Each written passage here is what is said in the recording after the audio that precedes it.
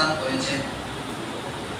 আসার সময় যখন মহিলাদের সাথে আসলো, তিনি যে ঘোড়া চড়ে বা উঠে করে সওয়ার হয়ে এসেছে, ওই ঘোড়াটা ছিল একবারে দুর্বল। সকলের পিছনে হালিমা সাদিয়া ছিলেন। মক্কা নগরীতে পৌঁছার পর সমস্ত মহিলারা বাচ্চা পেয়ে গেছে দুধ পান করানোর জন্য, কিন্তু হালিমা সাদিয়ার কপালে কোনো বাচ্চা জোড়েনি। কিছুক্ষণ পর দেখলো যে মায়ের নবী এতিম নবী, বাপ নাই, এই কারণে কেউ নিতে চায় না যে সন্তানকে দুধ পান করানোর পর আমরা কোনো প্রতিদান পাবো না। হালিমা সাদিয়া তার স্বামীকে বলল যে আমরা যেহেতু এখানে এসেছি, খালি হাতে না গিয়ে এই এতিম বাচ্চাটাকে আমরা সঙ্গে নিয়ে যাই। আল্লাহ তাআলা হয়তোবা এই এতিম বাচ্চার উসিলায় আমাদেরকে কোনো কিছু দিবে। এই বলে হালিমা সাদিয়া নবী মুহাম্মদুর রাসূলুল্লাহ সাল্লাল্লাহু আলাইহি ওয়াসাল্লামকে সঙ্গে নিয়ে চলে গেলেন। হালিমা সাদিয়া রাসূল আকরাম সাল্লাল্লাহু আলাইহি ওয়াসাল্লামকে কোলে নেওয়ার সাথে সাথে তার ভাগ্যের দরজা খুলে গেছে। হালিমা সাদিয়া বলে, যে উটে করে আমরা মক্কার মধ্যে এসেছি, আমার উটটা ছিল একবারে দুর্বল, সকলের পিছনে ছিল, কিন্তু মুহাম্মদুর রাসূলুল্লাহ সাল্লাল্লাহু আলাইহি ওয়াসাল্লামকে নেওয়ার সাথে সাথে আমার উটের শরীরের মধ্যে আল্লাহ তাআলা এই পরিমাণ তাওবা দিয়ে দিয়েছেন, শক্তি দিয়ে দিয়েছেন যে সকলের আগে আমার উটটা পৌঁছে গিয়েছে। সুবহানাল্লাহ। হালিমা সাদিয়া বর্ণনা করেন, আমার একটা সন্তান ছিল, তার নাম হলো আব্দুল্লাহ। ওই সন্তানটা আমার দুধ পান করে পরিতৃপ্ত হতো না। মুহাম্মদকে নেওয়ার সাথে সাথে আমার স্তনের মধ্যে এমন পরিমাণ দুধ এসেছে যে মুহাম্মদ নিজেও পান করে, আমার সন্তান আব্দুল্লাহ পান করে, এরপরও আমার স্তনের মধ্যে অবশিষ্ট দুধ থেকে যায়। মুহাম্মদুর রাসূলুল্লাহ সাল্লাল্লাহু আলাইহি ওয়াসাল্লামের বরকত শুরু হয়েছে। হালিমা সাদিয়া বর্ণনা করেন যে আমাদের একটা বকরি ছিল, ওই বকরিটা দুধ দহন করা যাইত না, দুধ শূন্য একটা বকরি ছিল।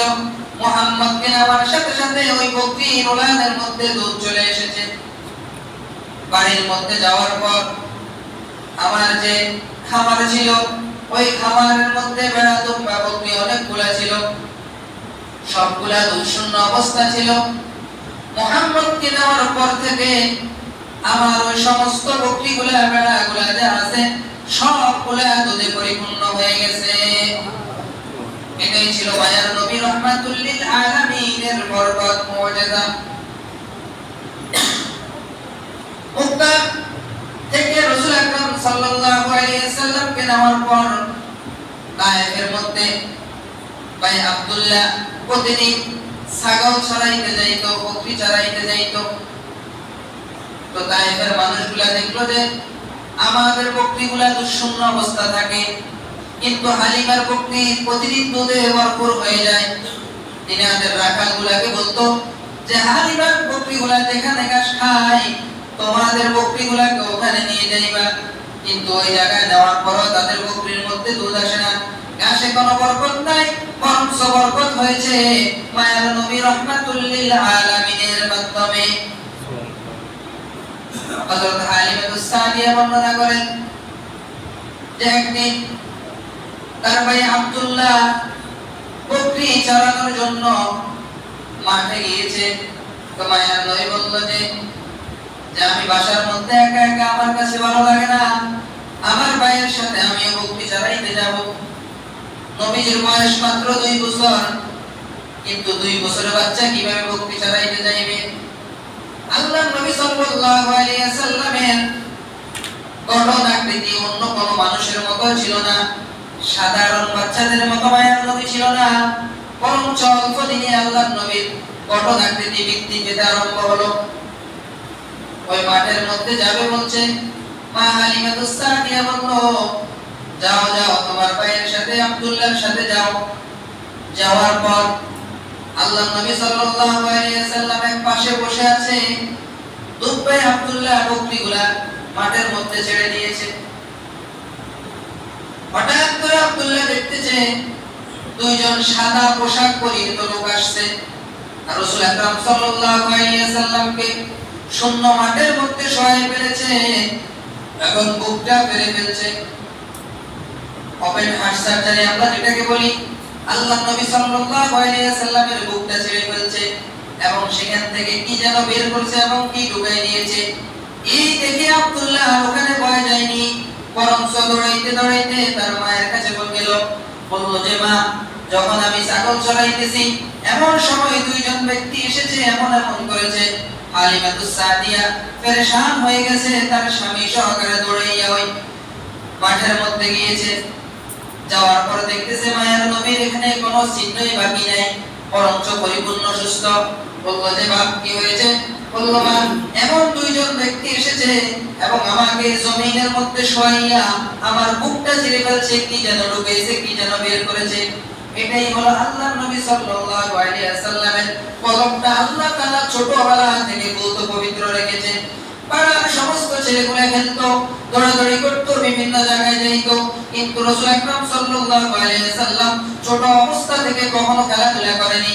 পাশে বসে থাকতো, নীরবতা অবলম্বন করতো। সব সময় তার মধ্যে শুকর ছিল, সবর ছিল। হার উদাস নবী করিম সাল্লাল্লাহু আলাইহি ওয়াসাল্লামের কাছে ছিল না। এই জন্য কবি বলে, जहां में नहीं है मिसाले मोहम्मद, जमाले खुदा है कमाले मोहम्मद।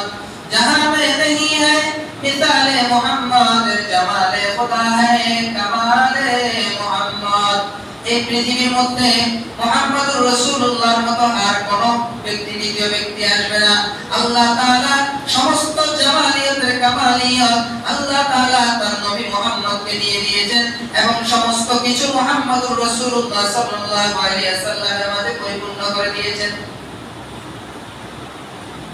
হালিমাতুস সাদিয়া ওখান থেকে আল্লাহর নবীকে নিয়ে এসেছে।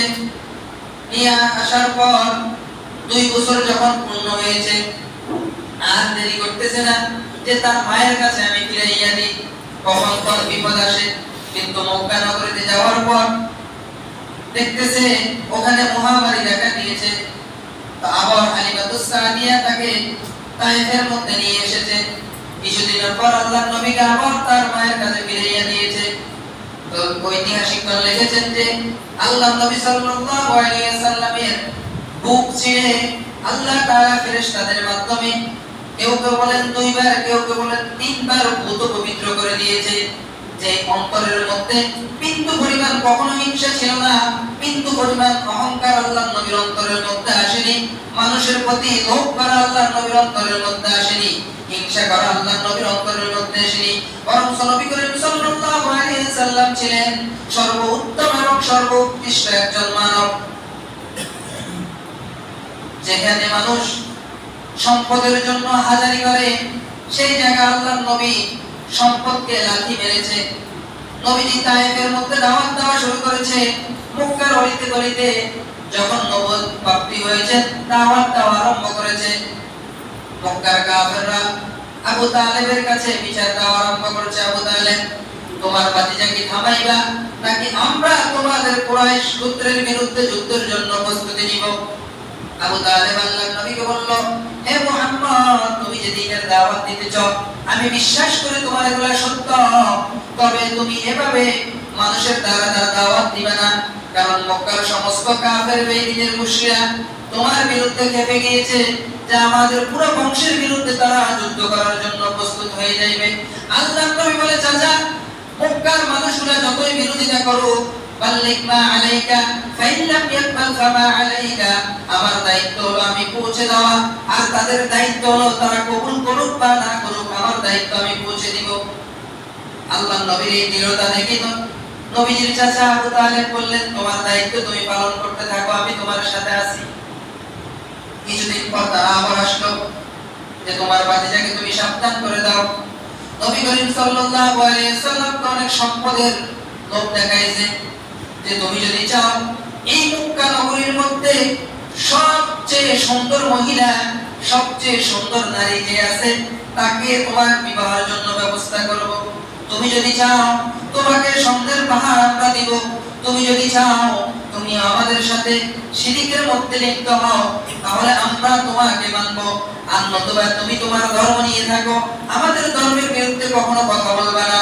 আল্লাহর নবী বলে যে ও মক্কার কাফের গোষ্ঠী, তোমরা যদি সম্পদের বড়াই আমাকে দেখাও, তোমরা স্বর্ণের লোভ আমাকে দেখাও, টাকা পয়সার লোভ আমাকে দেখাও, সুন্দর নারীর লোভ আমাকে দেখাও, আমার এক হাতে যদি চন্দ্রকে এনে দাও আর এক হাতে যদি সূর্যকে এনে দাও, তারপরও আমি আমার কালাম থেকে এক পাও পরিমাণ পিছু হব না।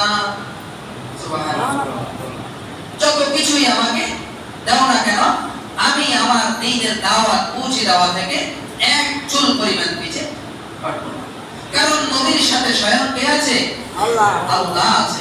আল্লাহ নবীকে ছোটবেলা থেকে লালন পালন করেছে, সব সময় আল্লাহ তাআলা নবীকে সাহায্য করেছে। আল্লাহ নবীর পরিপূর্ণ বিশ্বাস ছিল যে আমার ভয়ের কোনো কারণ নাই, আমার সাথে স্বয়ং আমার আল্লাহ আছে।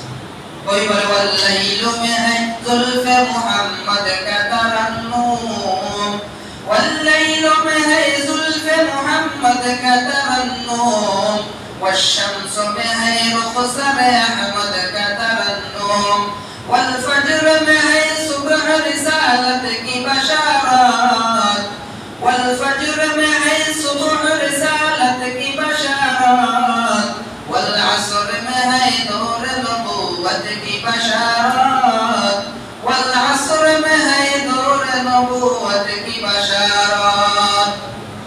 যে মুহাম্মদ এমন একজন নবী ছিল, এমন নবী ছিল যে দিনার মধ্যে রয়েছে সূর্যের আলোক রশ্মি মুহাম্মদের মধ্যে রয়েছে, চন্দ্রের আলোক রশ্মি মুহাম্মদের মধ্যে রয়েছে, প্রভাতের আলোক রশ্মি মুহাম্মদের মধ্যে রয়েছে। যে মুহাম্মদ সাধারণ কোন নবী নয়, এই মুহাম্মদুর রাসূলুল্লাহ সাল্লাল্লাহু আলাইহি ওয়াসাল্লাম ছিলেন শ্রেষ্ঠ নবী, শ্রেষ্ঠ মানব, সাইয়্যিদুল আম্বিয়া, সাইয়্যিদুল আতকিয়া।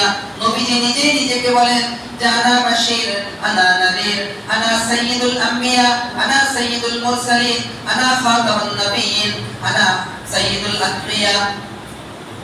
যে আল্লাহ তাআলা আমাকে শুধু মুহাম্মদ একটা নাম দিয়ে সীমাবদ্ধ করেননি, বরং আল্লাহ তাআলা আমার অসংখ্য অগণিত নাম রেখেছে, আর দুনিয়ার মানুষকে শুধু একটা নাম দিয়েছে যে মুহাম্মদুর রাসূলুল্লাহ। এই নামটাই মানুষ আমাকে ডাকবে, আর আমার আল্লাহর যখন যেই নামটা পছন্দ হয়, যখন যেটা ভালো লাগে, আমার আল্লাহ সেই নামে আমাকে ডাকবে। আল্লাহ নবী সাল্লাল্লাহু আলাইহি ওয়াসাল্লামের যখন আস্তে আস্তে বড় হওয়া শুরু হয়েছে, অনেক মুজিজা নবী থেকে প্রকাশ আরম্ভ হয়েছে।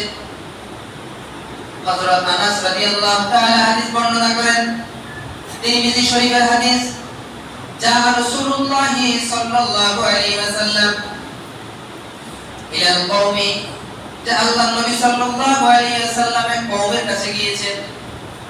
যাওয়ার পর মানুষকে সম্বোধন করে নবী করিম সাল্লাল্লাহু আলাইহি ওয়াসাল্লাম ভাষণ দিতেছে। এমন সময় আল্লাহ নবীর ক্ষুধার অবস্থায়, দুই জাহানের সরদার হওয়া সত্ত্বেও ক্ষুধা, কথাগুলো আস্তে আস্তে বাইর হইতেছে। তো উম্মে সুলাইমকে আনাস রাদিয়াল্লাহু তাআলা হাদিস বর্ণনা করেন যে উম্মে সুলাইমের স্বামী তার কাছে গেল, বলল যে আমি নবীর ভাষণ শুনেছি, বক্তৃতা শুনেছি, নবীজির মনে পেটের মধ্যে ক্ষুধা আছে, নবীজির কথাগুলো আস্তে আস্তে বের হয়, ঘরের মধ্যে কি কোনো খাবার আছে? তখন উম্মে সুলাইমান বলল যে ঘরের মধ্যে অল্প কিছু জব আছে, কয়েকটা রুটি হবে, আর অল্প কিছু হালুয়া আছে। বলল যে দাও, আমি নবী করিম সাল্লাল্লাহু আলাইহি ওয়াসাল্লামের জন্য নিয়ে যাই। কিন্তু যখন নবী করিম সাল্লাল্লাহু আলাইহি ওয়াসাল্লামকে দাওয়াত দেওয়ার জন্য গিয়েছে, নবী বলে আমি একা খাবো, পান করব, কিন্তু আমার সঙ্গে যে আমার সাহাবায়ে কেরাম আছে তারা তো ক্ষুধার্ত অবস্থা আছে, যাও তোমার স্ত্রীকে বলো এগুলা তৈয়ার করার জন্য, আমি একটু পরে আসতেছি। উম্মে সুলাইমের কাছে যখন এই সংবাদটা পৌঁছেছে যে মাত্র 3-4টা রুটি আর নবীজির বিশাল বড় দলবল নিয়ে আসবে, কিভাবে সম্ভব? উম্মে সুলাইম এই কথা শোনার পর বলল যে আল্লাহ এবং আল্লাহ রাসূল ভালো জানে এতগুলা মেহমানের মেহমানদারিত্ব কিভাবে করাবে। আল্লাহ নবী উম্মে সুলাইমের ঘরের মধ্যে যাওয়ার পর বলল যে তোমার কাছে কি খাবারগুলো আছে, খাবারগুলো বের করো। রুটিগুলোকে টুকরো টুকরো করো, উপরে জবটা ছেড়ে দাও। এগুলা দেওয়ার পর আল্লাহর নবী দর্জন করে সাহাবী ডাকা আরম্ভ করলো। আস্তে আস্তে হাদিসের মধ্যে আছে 70 জন পর্যন্ত সাহাবী তিনটা রুটির মাধ্যমে খেয়ে শেষ করে ফেললো। এবং 70 জন সাহাবী শুধু খায়নি এমন নয়, বরং পরিপূর্ণ তৃপ্তি সহকারে খেয়েছে। ওই খাওয়ার পর আরো খাওয়ার বাকি ছিল। এটাই ছিল আল্লাহর নবী সাল্লাল্লাহু আলাইহি ওয়াসাল্লামের মুজিজা। তো নবীর মুজিজা বর্ণনা করে শেষ করা যাবে না, কারণ আমাদের নবীর এমন এমন মুজিজা প্রকাশ পেয়েছে সমস্ত নবীগণের মিলিয়ে যত মুজিজা প্রকাশ পায়নি। তো আল্লাহ তাআলা আমাদেরকে রাসূল আকরাম সাল্লাল্লাহু আলাইহি ওয়াসাল্লামের সিরাত বুঝে পরিপূর্ণ সিরাতুন নবী কি, মিলাদুন নবী কি, এই জিনিসগুলা পরিপূর্ণভাবে বুঝে আমল করার তৌফিক দান করুন। সকলে বলুন আমিন। সম্মানিত উপস্থিতি, আমরা যে প্রতি জুমায় যে আলোচনাগুলো করি